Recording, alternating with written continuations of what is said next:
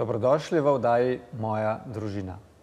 V oddaji se bomo osredotočili na družino kot osnovno celico našega življenja, pri čemer se bomo z našimi gosti, ki prihajajo iz različnih družinskih okolij, poglabljali v njihove vsakdanje izzive, odnose, medgeneracijsko sodelovanje znotraj družine in ostale življenjske izkušnje. Iz vsake individualne zgodbe bomo skušali s praktičnimi nasveti za vas, dragi gledalci, izpostaviti vse dobro, kar prinaša blagostanje v mojo družino. Moje ime je Peter Slapšak in kot voditelj bom danes govoril z prav posebno gostjo. Tamara Nanaja Trani, dobrodošla. Pozdravljeni. Tamara ima na področju digitalnega marketinga in odnosov za javnosti bogate izkušnje. Sodelovala pa je tudi v številnih slovenskih in mednarodnih projektih.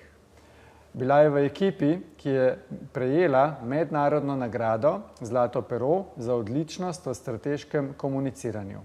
S svojim delom prispeva k boljšemu razumevanju in obvladovanju komunikacijskih veščin med mladimi, ki se želijo izobraževati v tujini. Tamara Nanaja Trani vodi edino pisarno v Sloveniji, ki je specializirana za pomoč mladim pri vpisu na študij v tujino. Svetuje pri pripravi dokumentacije in nudi podporo pri prijavnih postopkih. Poleg tega redno izvaja delavnice, kjer dijakom in študentom svetuje pri pisanju motivacijskih pisem, izdelavi CV-jev in pripravi na sprejemne intervjuje. Zelo jo zanima preučevanje znanstvene in duhovne literature na temo osebne rasti ter iskanje neke zlate sredine, kompromisa med obema poloma. Rada se pogovarja o tabu temah in tudi po moje danes bo kakšno tabu temo odprla. Danes se ne bova pogovarjala o vaši karieri, temveč o vaši družini v širšem pomenu besede. In da ne bom samo jaz govoril, predlagam, da kar postavim prvo vprašanje.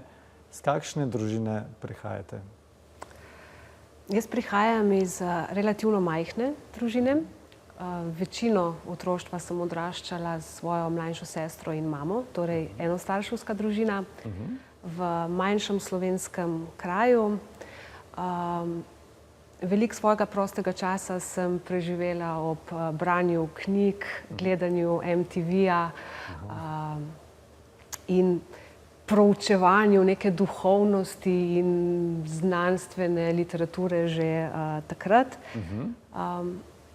Sicer pa moja ožja družina bi takrat nekako spadala v nižji srednji sloj, medtem ko drugi del, tisti bolj odsoten del družine, pa v višji srednji oziroma celo višji sloj. Tako da v bistvu tudi ta raznolikost je botrovala k zelo raznoliki dinamiki in raznolikim odnosom v družini. Super. Torej, katere vrednote oziroma spoznanja pa ste prejeli kot popotnico v življenje s strani vaših staršev oziroma vaše družine? Ja, en kup enih krasnih vrednot, ki jih še danes se trudim gojiti in jih imeti tukaj v svojem srcu in tudi v delovanju. Družina kot taka, zelo pomembna vrednota, potem tudi skrb za sočloveka, visoka stopnja empatije. Zelo sem pa ponosna tudi na vrednoto lojalnosti. Nekaj let nazaj sem bila na enem izobraževanju in takrat nam je psihologinja, ki je vodila eno skupno delavnico, je v bistvu izpostavila, da pa ta lojalnost, za katero jaz zelo stojim, da pa v bistvu v današnjem svetu ni več cenjena oziroma še več, da ni več tako zaželena vrednota, kot je bilo to včasih. In mene je v bistvu ta njena izjava precej šokirala in se nisem najbolj počutila ob tem, če čisto iskreno povem. Ampak sem se potem zelo veliko ukvarjala s tem, veliko razmišljala, veliko procesirala neke dogodke, svoje življenje, otroštvo, to, kar počnem danes. In v bistvu ugotovila, da je lojalnost še vedno moja zelo visoka vrednota, za katero stojim, tudi pri svojem delu in zasebno. Sem se pa začela zavedati, da je lojalnost včasih lahko tudi škodljiva in da je treba prepoznati, kdaj je mogoče to lojalnost Da ni izgovor. Tako, ja, tako. Ja. Ja, se mi zdi v bistvu zanimiv pojem, ja, lojalnost se zelo malokrat omenja kot vrednota, tako da super, da ste to izpostavili. Ko ste bili mladi, verjetno ste bili tudi dosti navihani, to niste omenili, ampak predvidevam iz prejšnjega pogovora. Če ste kaj ušpičili ali pa če ste kaj naredili dobro, imate v spominu kakšno nagrado, kazen, tako še iz otroštva? Ker danes mogoče starši skoraj ne znajo več kaznovati otroka, če nekaj narobe naredi, ne? Razen da se mu telefon vzame, recimo. Ja. Deva začeti pri nagradah. Lahko, ja. Nagrade so bile v naši družini predvsem materialne in pa pica. Aha, okay. In zato imam jaz še danes eno tako celo nezdravo povezavo in navezavo na pico. Jaz samo sebe imenujem picofil, ker tako, kot sem rekla na začetku, jaz sem izhajala iz finančno rahlo deprivilegiranega okolja, tako da ta pica ni bila ravno čisto samoumevna in ko je bilo to res nekaj tako najbolj posebnega, nekaj najlepšega. Zato še danes imam na pico tak zelo Lep spomin, ne? Tako zelo lep spomin, ja. Kar se tiče pa kaznovanja, ne, če gledam skozi odrasle oči in skozi svet, v katerem danes živimo, bi pa rekla, da sem bila jaz deležna kar zelo intenzivnega kaznovanja. V bistvu kaznovanja, ki v današnjem svetu ni več prisoten oziroma vsaj ne na tak način, kot je bil mogoče takrat. Kar spet je to pustilo takšne in drugačne posledice, ampak je na nek način prineslo tudi precej dobrega, v smislu, da sem se iz tega veliko naučila in sem recimo veliko bolj suveren človek, kot bi mogoče sicer bila. Ja, je pa verjetno pustilo tudi neke manj prijetne posledice, s katerimi se potem kot odrasel človek soočaš, ampak to mislim, da imamo vsi pač neke stvari, s katerimi se moramo. Omenili ste, se pravi, da ste praktično iz enostarševske družine, ne? Kakorkoli verjetno ste imeli stik z obema, ali bi rekli, da je kdo bil bolj strog, kdo manj strog? Jaz sem v bistvu iz enostarševske družine, kjer je bil stik z odsotnim staršem minimalen. Aha, okay. Tako da tukaj bi težko delala primerjavo, kdo je bil bolj strog, kdo je bil manj strog, ampak če jo vendarle naredim, bi rekla, da je bil manj strog oče. Med drugim tudi zato, ker je bil toliko odsoten, da ni ravno znal regulirati mogoče odnosov. Sploh ne potem kasneje z najstnico. Takrat sem imela mogoče malo več stika z njim. In ja, regulacija odnosov z najstnico, mislim, da nobenemu ni šla najboljše, no? Aha, okay. Če tako rečem. Se pravi, ste bili normalni, ne? Kako? Da ste bili normalni kot pubertetnica, kjer imate oba dva starša težave ukrotiti otroka, ne? Ja, mogoče tudi recimo danes v šolah velikokrat pravijo, učitelji nimajo več neke kontrole nad otroki, skoraj jih ne more več krotiti, nimajo nekih vzvodov. Glede na čas, ko ste bili vi v osnovni šoli, srednji šoli, se vam zdi boljš danes ali takrat, ko ste bili vi, a vidite kakšne primerjave, vzporednice? Če gledam res samo na to, se pravi ta vidik discipline in nekako regulacije otrokovega vedenja v šoli, bi rekla, da je bilo v naših časih boljše, v smislu, da so imeli učitelji malo več pravic, malo več pooblastil, mogoče malo manj pokroviteljskih in zaščitniških staršev. In so potem kot pedagogi v bistvu lahko bolj regulirali neko vedenje, ki je odstopalo. Kar je pa včasih tudi lahko peljalo v neke neprimerne skrajnosti, ne. Tako da danes moje osebno mnenje je, da bi mogoče pedagogi rabili majčkeno več zaupanja strani staršev. in da bi bili otroci v šolskem sistemu, da bi nekako morali biti mogoče deležni malo več reda in discipline, ker je to nenazadnje dobro zanje in za njihovo prihodnost. Super. O izobraževanju se bo še pogovarjala, zdaj pa predlagam, da gremo na kratko pavzo.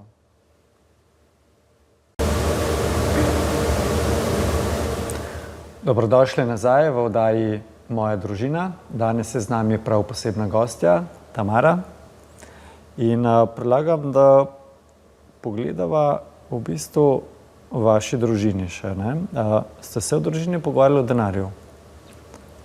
Ja, denar je bil kar pogosta, kar stalnica, bi rekla, naših pogovorov. Verjetno je to izhajalo iz tega, da sem torej odraščala v družini, ki je nekako takrat spadala v nek nižji srednji sloj, enostarševska, tudi večina naših sorodnikov je živela čisto na drugem koncu države, tako da mogoče mama tudi ni imela zelo veliko sogovornikov, ali pa je enostavno v meni prepoznala pač tisto odraslo, resno hčerko, s katero se je lahko o marsičem pogovarjala in med drugim tudi zelo veliko. Dejansko denar ni bil tabu tema? Finance? Ne, ni bil tabu tema, ne. Zelo dobro. Kako pa je vplivalo, se pravi, bom rekel, ali povezovalno, ali kako drugače to dejstvo, da ste imeli manj denarja? Jaz bi rekla, če zdajle gledam nazaj, da mogoče na nek način celo bolj razdiralno kot povezovalno.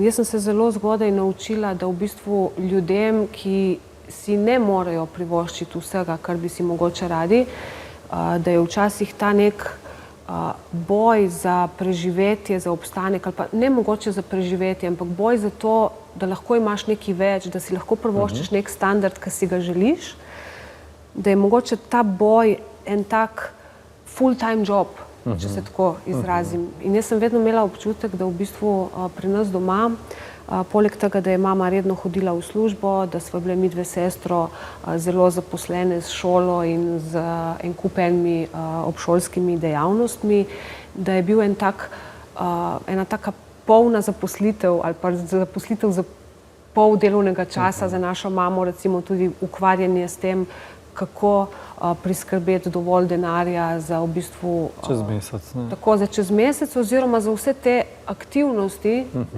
Naša mama je in je bila zelo ambiciozna, še danes je zelo ambiciozna in ona si je seveda želela za naju, da lahko živiva pač nek standard, ki naj bi si ga zaslužili, tako da v bistvu iz tega potem izhajalo veliko teh pogovorov, kako bomo, kaj bomo, da bomo lahko. Se pravi, dejansko v vašem poklicnem življenju pa poskušate mladim pomagati, da v bistvu grejo študirati v tujino. Pa me zanima, kako pomembna je za vas formalna izobrazba, ne? In kako je pomembna tudi dodatna neformalna izobrazba? Ja, prej sva se pogovarjala o vrednotah, ne, in sem recimo izpostavila pozitivne, ampak recimo neke manj pozitivne vrednote, ki sem jih mogoče dobila privzgojene in sem jih potem v bistvu skozi življenje nekako tudi skušala prerasti oziroma predefinirati. Ena izmed teh je recimo odnos do denarja, do kariere in pa do formalnega in neformalnega izobraževanja. Jaz sem bila vzgojena v tej maniri, da je potrebno pridobiti najvišjo možno izobrazbo in če se le da, si najdeti eno sigurno, redno zaposlitev s tako zelo stabilno pogodbo, ki se ji nikoli ne bo nič zgodilo. Boš lažje do penzije prišla, ne? Tako, tako. In jaz sem zelo zgodaj ugotovila, da pa jaz tega ne verjamem, da tega ne želim živeti na tak način in da bi rada stvari naredila malo drugače, ker je bilo mogoče tudi malo težje in sem porabila malo več časa, kot bi ga mogoče nekdo drugi, da sem se našla, zato sem tudi svoje formalno izobraževanje v bistvu malo prestavila oziroma sem zanj porabila malo več časa, kot mogoče nekdo drugi.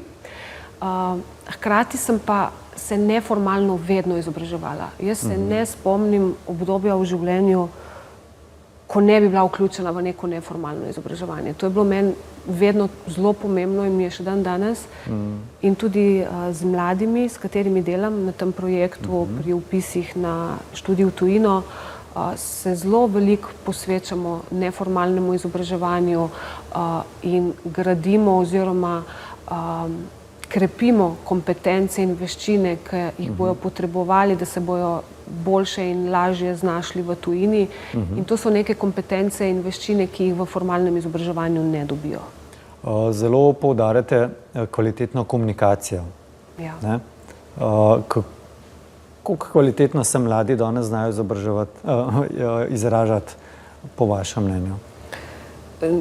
Ja, ne samo mladi, tudi mi malo manj mladi. Mislim, da imamo kar, jaz temu rečem, kronične težave s komuniciranjem.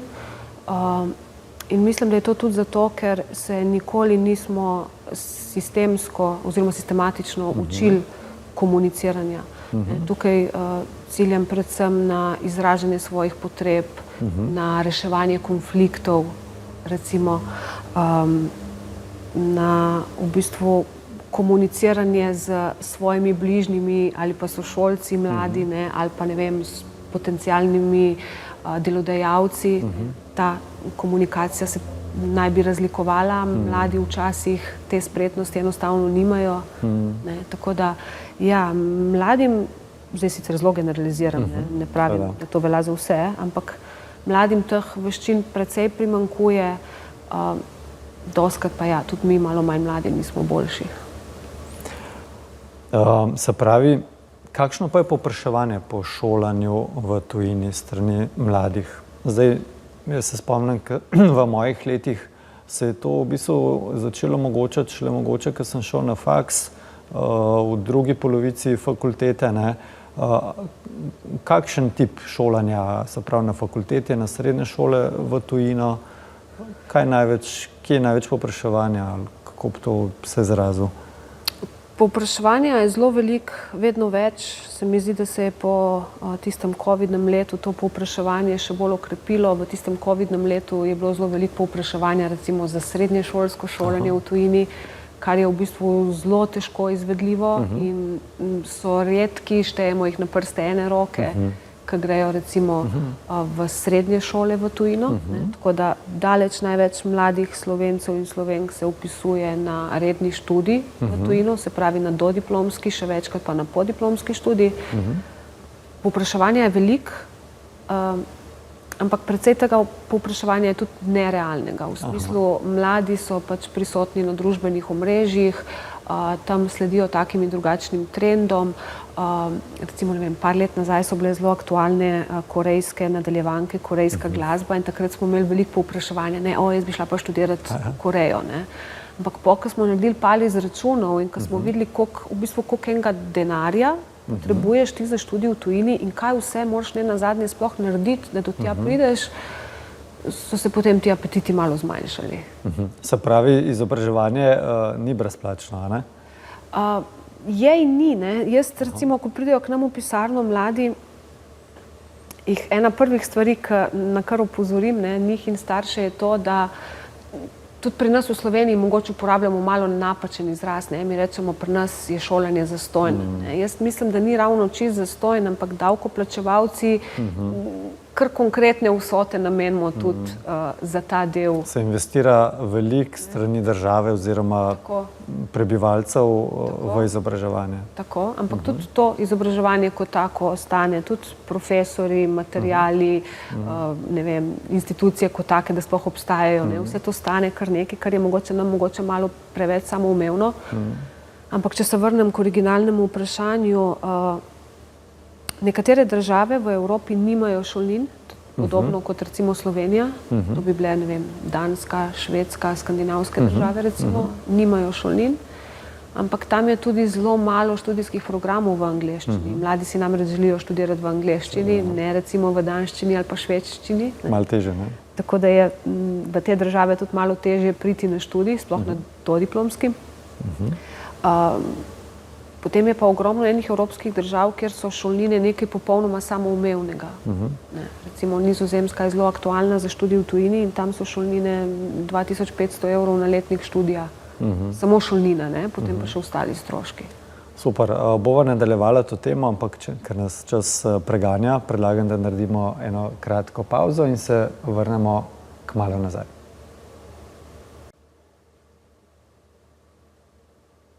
Dobrodošli nazaj v oddaji Moja družina. Danes je z nami posebna gostja, Tamara Nanaja-Trani.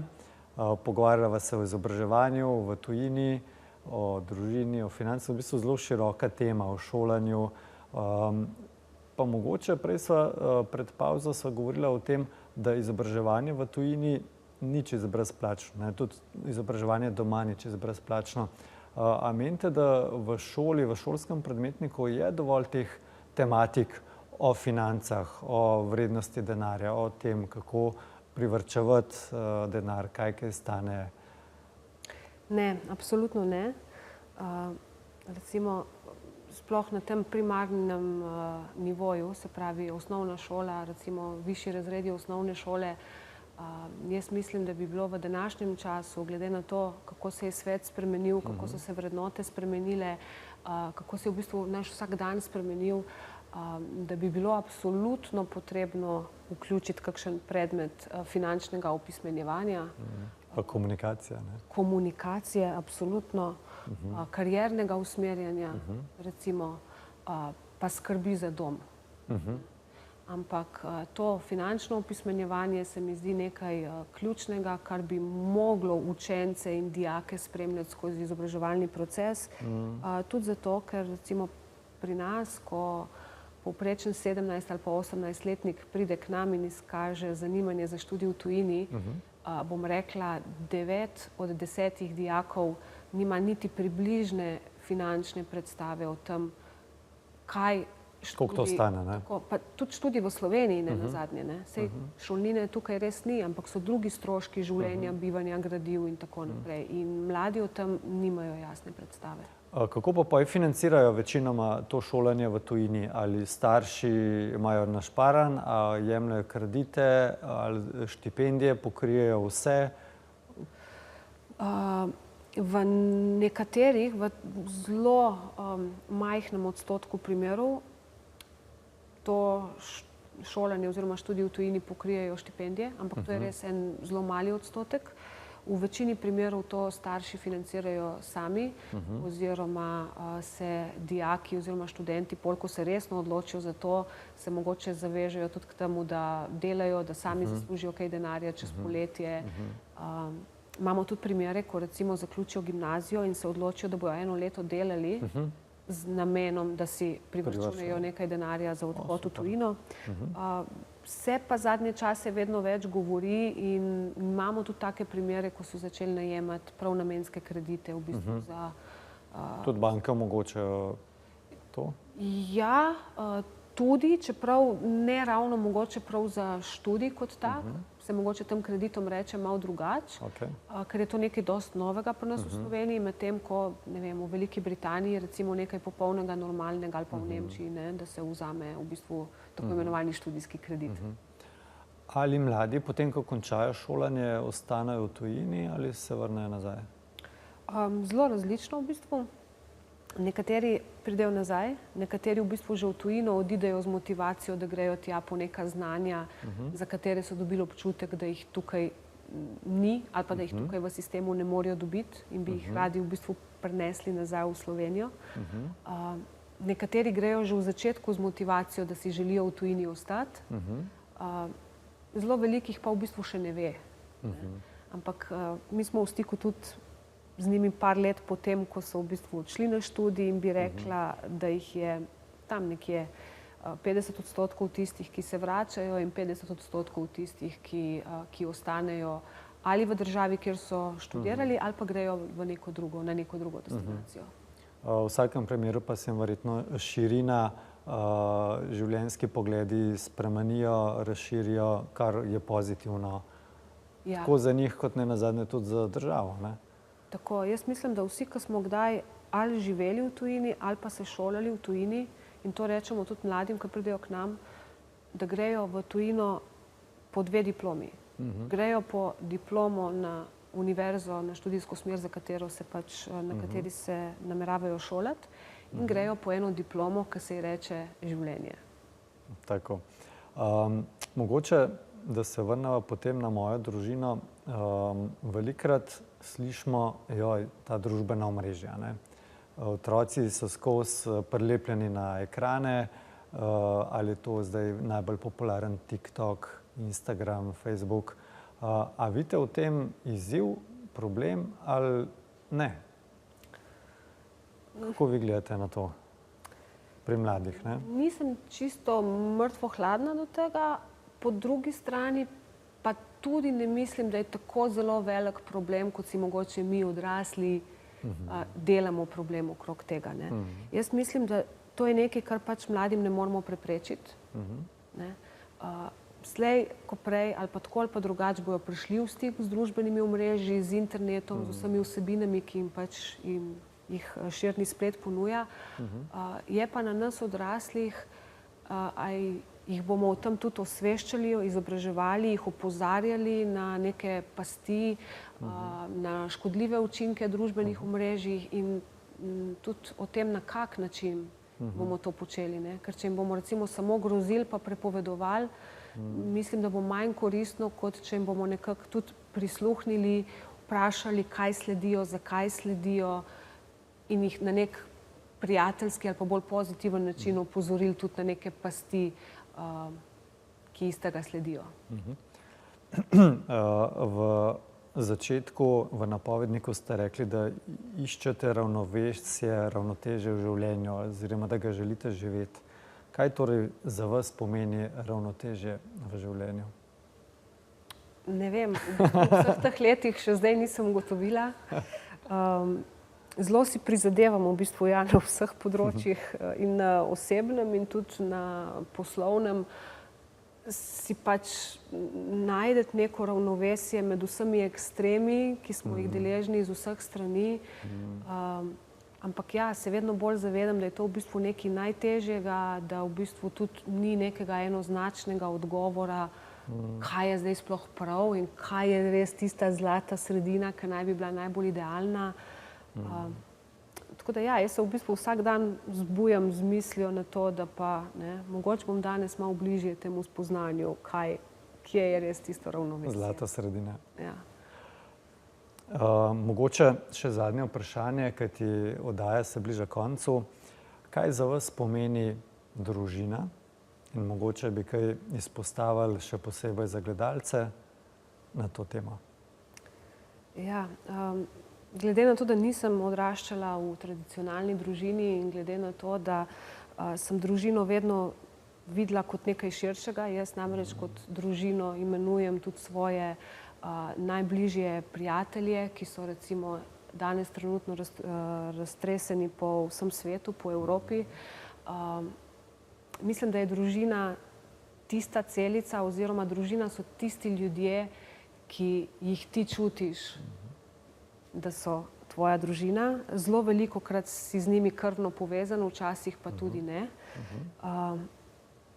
In kar se zdi meni zelo pomembno in to je nekaj, kar bi mogoče prosila tudi vse gledalce, da imate v mislih, je, da mislim, da je to rekel Stephen Covey, če se ne motim, in sicer, da ne poslušati samo zato, da bi odgovorili, ampak dajte poslušati ljudi v svojem življenju tudi zato, da bi jih razumeli.